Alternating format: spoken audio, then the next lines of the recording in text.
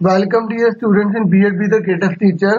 आज मैं आपको vocational rehabilitation and training to job placement का जो एमडीयू का सेकेंड ईयर का पेपर हुआ है उसके आंसर्स बता रहा हूँ। और जिन बच्चों का सीएस में पेपर होने वाला है उनके लिए काफी वैल्यूएबल रहेगा जो सेकेंड ईयर के बच्चे हैं। और अगर आप किसी को जानते तो प्लीज उसे शेयर कर दें, उसके लिए काफी वैल्यूएबल रहेगा। पहला क्वेश्चन है which one is hidden disability.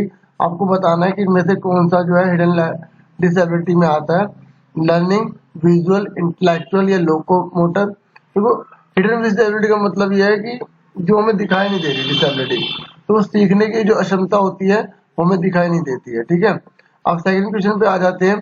Second question में हमसे बोला गया है specific learning disability is included in. आपको बताना है जो स्पेसिफिक लर्निंग डिसेबिलिटी है, ठीक है, वो किस में इंक्लूड करती है। National trust act, right of person with disability act, mental health या ऑल ऑफ अबव। तो इसका आंसर जो है ना वो right of person with disability act में आती है। ठीक है, विशिष्ट शिक्षण विकलांगता शामिल है विकलांगता अधिनियम वाले व्यक्ति का अधिकार में। ठीक है, समझ में आ गई, इसलिए उनको विशेष प्रकार की राइट दिए जाते हैं। थर्ड क्वेश्चन पे आ जाते हैं। थर्ड क्वेश्चन में बोला गया है CWSN स्टैंड फॉर। आपको बताना है कि जो CWSN है उसकी फुल फॉर्म क्या है। तो इसकी फुल फॉर्म जो है वो है चिल्ड्रन विद स्पेशल नीड्स। ठीक है, ये तो आपने बहुत बार पढ़ा भी होगा। ठीक है, बाकी आपने तैयारी अच्छे से की होगी, मेरी पूरी उम्मीद है कि आपके अच्छे मार्क्स आएंगे। ठीक है, और आगे बढ़ जाते हैं।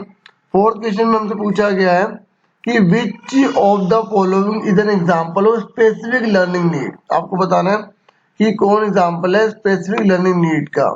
ठीक है, निम्नलिखित में से कौन सी विशिष्ट सीखने की जरूरतों का उदाहरण है। तो वो है डिसलेक्सिया। ठीक है, कौन सा है, डिसलेक्सिया। ये अच्छे से आप अच्छे से लर्न कर लेना जिनका। ठीक है, वेरी गुड। नेक्स्ट पे आ जाते हैं। ये देखो, चार पार्ट है ना, ABCD सेट है। तो अगर मैं ये आप कहेंगे सर हमारे में क्वेश्चन नहीं थे, तो देखो चार सेट होते हैं ना ABCD, तो क्वेश्चन आगे पीछे किए हुए हैं, मैं केवल एक ही सेट बता रहा हूँ। ठीक है, अभी आगे पूछ रहा है पांचवा कि RPWD act came into existence in the year. आपको बताना है जो RPWD है, ठीक है, ये कब अस्तित्व में आया था। 87 में, 92 में, 2016 में या 1995 में आया था। तो इसका जो आंसर है वो है 2016। ठीक है, तो उसके बाद है नेक्स्ट की which of the following placement options would be considered the least affected for a child with mind disability. ठीक है, एमडी ने सारे आंसर जो है वो इशू कर दिए हैं। ठीक है, और सारे पेपर जो है इशू कर दिए, तो उसी से मैंने ये लिया है और आपके लिए लेकर आया हूँ। ठीक है, ताकि आपके लिए काफी हेल्पफुल हो जाए और जो बच्चे प्रिपरेशन कर रहे हैं उनको मिल जाए। ठीक है, तो ये बोले which of the following placement option would be considered the least restrictive for the child with mind disability. निम्नलिखित में से कौन से प्लेसमेंट विकल्प को दिमागी विकलांगता वाले बच्चे के लिए सबसे कम प्रतिबंधित माना जाता है। कौन से को प्रतिबंधित किया गया है, regular classroom, special education resource room या सिक्योरिटी फैसिलिटी या नन ऑफ द अबव। तो इसका आंसर जो है वो सेकंड है, स्पेशल एजुकेशन रिसोर्स रूम। ठीक है, आगे बढ़ जाते हैं। सेवंथ क्वेश्चन हमारे सामने है। सेवंथ क्वेश्चन में बोला गया है कि adaptive skill area doesn't include. Adaptive skill area में कौन सा एरिया इंक्लूड नहीं होता। घर में रहना, बुद्धिमत्ता, कार्यात्मक, शैक्षणिक या संचार। तो इसका आंसर जो है वो सेकंड है, बुद्धिमत्ता। ठीक है, adaptive skill area does not include intelligence. ठीक है, नेक्स्ट है आठवां।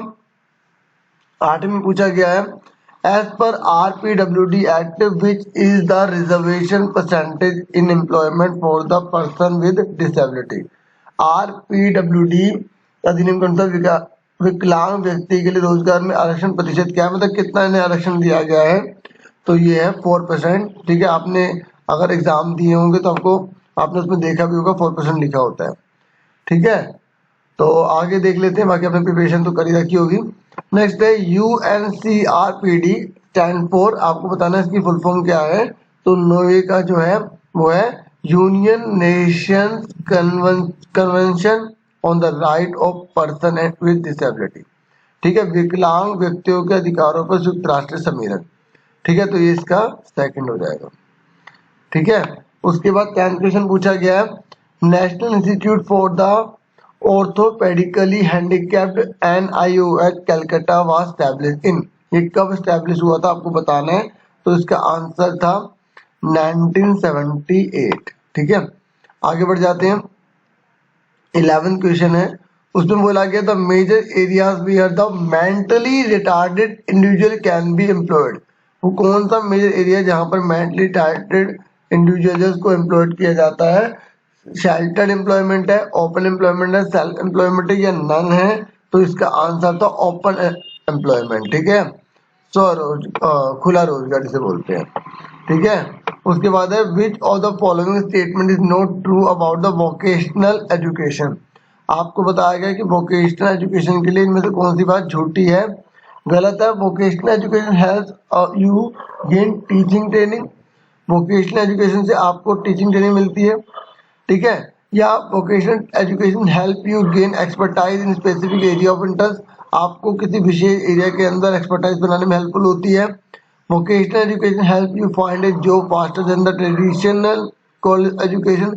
ये आपको जल्दी जॉब दिलवा देती है दूसरे कॉलेजों के मुकाबले। ठीक है, जो दूसरे ट्रेडिशनल कॉलेज एजुकेशन उसके मुकाबले।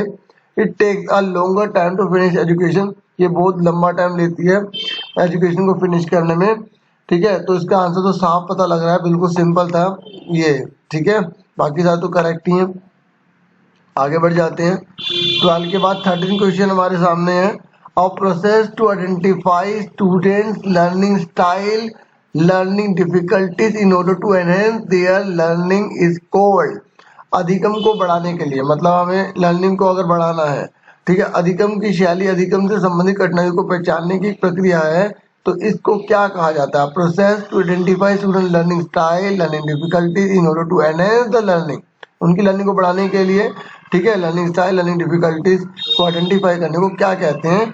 तो इसका आंसर है इवैल्यूएशन। ठीक है, इवैल्यूएशन करते जाओ, बच्चे की परफॉर्मेंस बढ़ती चली जाएगी। यहाँ तक समझ में आ गया सबको? नेक्स्ट है the main aim of vocational assessment is to help in. आपको बताना जो मेन एम है वोकेशनल असेसमेंट का, ठीक है, वो क्या करना है? Assessing the individual skill, assessing the individual capacities and strength, assessing the individual weakness. All बिल्कुल सही, सारी की सारी चीजों की जरूरत पड़ती है। ठीक है, अब हम आगे बढ़ जाते हैं 15 क्वेश्चन पे। 15 क्वेश्चन हमारे सामने है। Which of the following activities is the best example of a summative assessment? ठीक है, ये तो फर्स्ट ईयर में आपने बहुत अच्छे से करा भी है। ठीक है, तो 15 क्वेश्चन का ये ज्यादा टाइम ले लूंगा। समेटिव की बात हो रही है, तो writing sequence using spelling word at the end of the chapter test. तो बिल्कुल सही, at the end of the chapter test ही होता है। ठीक है, बेस्ट एग्जाम्पल इसका ये रहेगा। ठीक है, समेटिव की बात हो रही है। उसके बाद हम आगे बढ़ जाते हैं 16 पर। ठीक है, तो 16 क्वेश्चन में हमसे पूछा गया है द लीस्ट रेस्ट्रिक्टिव एनरोलमेंट यानी कि LRE as defined IDEA require that student with a disability be. कम से कम प्रतिबंधात्मक वातावरण यानी कि LRE, जैसा कि आइडिया में परिभाषित किया गया है IDA के द्वारा, कि विकलांग वाले छात्रों की आवश्यकता क्या है, इनमें से बताना है आपको। 16 क्वेश्चन का education with non disable peer only for elective course, क्या ऐसा होना चाहिए? Education with non disable peers to greatest extent possible, ये तो साफ पता लग रहा है। ठीक है, यही वाला है। ठीक है, क्योंकि ज्यादा टाइम नहीं लूंगा मैं। हमें क्या करना चाहिए? सबसे बड़ी हद तक शिक्षित करना चाहिए जो गैर विकलांग साथियों के साथ। ठीक है, ये नहीं उनको बिल्कुल अलग करके रख दोगे। ठीक है, तो सेकंड हो गया, मैंने हिंदी मीडियम में लगा दिया। आगे बढ़ जाते हैं। 17 क्वेश्चन में हमसे बोला गया है कि self determination is the process of taking dash and making dash that affect one's own life। तो ये तो थोड़ा पढ़ना ही पड़ेगा। self determination is the process of taking control and making choice that affect one's own life। ठीक है, तो आत्म निर्धारण डैश लेने और डैश बनाने की प्रक्रिया है। देखो, आत्मनिर्धारण की बात हो रही है, सेल्फ डिटर्मिनेशन की बात हो रही है, तो हमें क्या करना पड़ेगा? अपने ऊपर नियंत्रण रखना पड़ेगा। ठीक है, और पसंद बनाने की प्रक्रिया जो किसी के स्वयं के जीवन को मदद करती है, उसको हमें अपनी पसंद खुद बनानी पड़ेगी, तभी आगे डिसीजन ले पाएंगे। तो इस हिसाब से इसका फर्स्ट वाला करेक्ट है, कंट्रोल ऑन चॉइस। ठीक है, आगे बढ़ जाते हैं 18 क्वेश्चन पर। आ जाते हैं 18 क्वेश्चन में हमसे पूछा गया है self determination provide student with the skill and abilities to. हमने अगर पहला अच्छे समझा तो 18 में प्रॉब्लम नहीं आएगी। Make choice and make decision, self educate and attain goals, बिल्कुल सही, ये बहुत फर्स्ट एंड सेकंड दोनों सही हैं। ठीक है, 19 क्वेश्चन पे आ जाते हैं। ये कह रहा है approach for promoting self determination in student. तो छात्रों में आत्मनिर्णय को बढ़ावा देने के लिए दृष्टिकोण कौन सा है? Directly teaching skill enhancing knowledge, engage in problem solving, plan for the future या नन ऑफ एबव।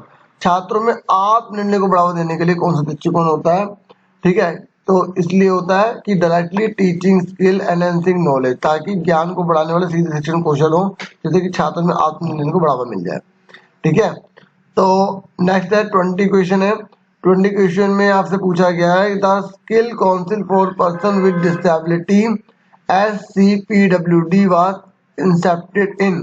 SCPWD जो है वो उसके अंदर बोल रहे कि प्रवेश किया गया था विकलांग व्यक्तियों के लिए कौशल परिषद SCPWD में प्रवेश किया गया था कब? मार्च 2013 में, अक्टूबर 2015 में, या सितंबर 2014 में, दिसंबर 1998 में। तो ये हुआ था बच्चों SCPWD की बात हो रही है, अक्टूबर 2015 में हुआ था। ठीक है, तो आगे बढ़ जाते हैं। 21 क्वेश्चन है। 21 में in present UNICEF stand for. देखो और भी जो पेपर हैं जितने भी MDQ के हुए हैं मैं सारी की सारी वीडियो लेकर आऊंगा जो आपके लिए हेल्पफुल हो। ठीक है, और आप जो इसी वीडियो के डिस्क्रिप्शन में आपको सारी वीडियो में अपलोड कर दूंगा, जितने भी मैं वीडियो डालूंगा सब में सबके डाल दूंगा ताकि आपको प्रॉब्लम ना हो। ठीक है, तो इसने बोला है the parent UNICEF stand for. UNICEF की फुल फॉर्म आपको बतानी है कि वो क्या होती है। यूनिसेफ की full form United nation children fund, United Nation international children emergency fund, United Nation international children fund, ये नन ऑफ एबव। तो 21 का जो है वो फुल फॉर्म होती है यूनाइटेड नेशन, ठीक है, एन नेशन, ठीक है, और चिल्ड्रंस फंड। ठीक है, एक बार रुक जाओ। यूनाइटेड नेशन चिल्ड्रन फंड, देखो अभी इसने ना एक बात मैंने यहाँ पे नोटिस करी है, इसका जो आंसर है ना वो ये होगा। ठीक है, यूनाइटेड नेशन चिल्ड्रन फंड। मैं आपको बता रहा था यहाँ पे ना हमने क्वेश्चन में एक चीज आप नोटिस करो, यहाँ पर इसने क्या लिखा है? प्रेजेंट लिखा है। ठीक है, तो अगर हमने इसको गौर नहीं किया तो हमारा गलत हो जाएगा, क्योंकि पहले इसकी जो फुल फॉर्म है वो यही थी, United Nation International Children's Emergency Fund. ठीक है, लेकिन ये पेरेंट की बात कर रहा है। ठीक है, तो अभी इसकी जो फुल फॉर्म है ना वो चेंज की गई है, मतलब आज इसको यूनाइटेड नेशन चिल्ड्रन फंड के नाम से जाना जाता है। तो काफी डीपली क्वेश्चन पूछा था। ठीक है, तो इस तरीके से 22 पर आ जाइए। 22 में बोला गया है transition from school to work is a joint effort of the. School से काम करने के लिए पारगमन एवं संयुक्त प्रयास है। आपको बताना है किसका प्रयास है ये। ठीक है, 22 है ये। बताइए, ट्रेनी एंड पेरेंट्स का है, professor and community of community का है, स्किल काउंसिल फॉर PWD का है। PWD क्या करने आएगी? ठीक है, बोथ फर्स्ट एंड सेकंड आएगी कहाँ, लेकिन अभी इसकी रेफरेंस में बात कर रहा हूँ। ठीक है, तो इसका आंसर ये होंगे, दोनों के दोनों काम में आएंगे। नेक्स्ट है 23। तो 23 में बोल रहा है कि generic skill include. Generic skill के अंदर क्या इंक्लूड होता है? Personal, social, academic and domestic skill, या recreational skill, indoor and outdoor activities, या नन।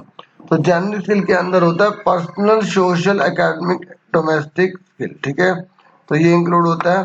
उसके बाद नेक्स्ट क्वेश्चन पूछा गया 24। 24 में आपसे पूछा गया है कि the transition core team should include dash for planning and implementation of transition process। इसका आंसर जो है वो है मल्टी डिसिप्लिनरी टीम। ठीक है, ये कह रहा है पारगमन कोर टीम में पारगमन प्रक्रिया की योजना और कार्यान्वयन करने के लिए डैश शामिल होना चाहिए। तो उसमें बहुअनुशात्मक टीम की जरूरत पड़ती है। ठीक है, ये पारगमन कोर टीम के लिए the transition core team should include. ठीक है, प्लानिंग और इम्प्लीमेंटेशन करना है तो हमें मल्टी डिसिप्लिनरी चाहिए, ना कि सिर्फ डिसेबिलिटी कमिश्नर। ठीक है, समझ में आ गई। नेक्स्ट की तरफ बढ़ जाते हैं।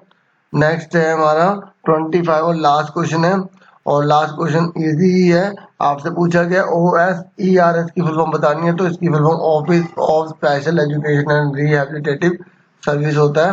ठीक है, ये तो सिंपल ही था।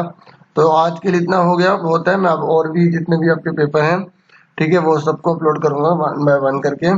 ठीक है, नोटिफिकेशन नहीं जाएगा क्योंकि एक दिन में केवल 3 ही नोटिफिकेशन जाते हैं। ठीक है, तो आप जो है इसके डिस्क्रिप्शन में थोड़ी देर बाद, मतलब एक दिन बाद भी देख सकते हैं, आपको मैं जरूर सारे अपलोड कर दूंगा।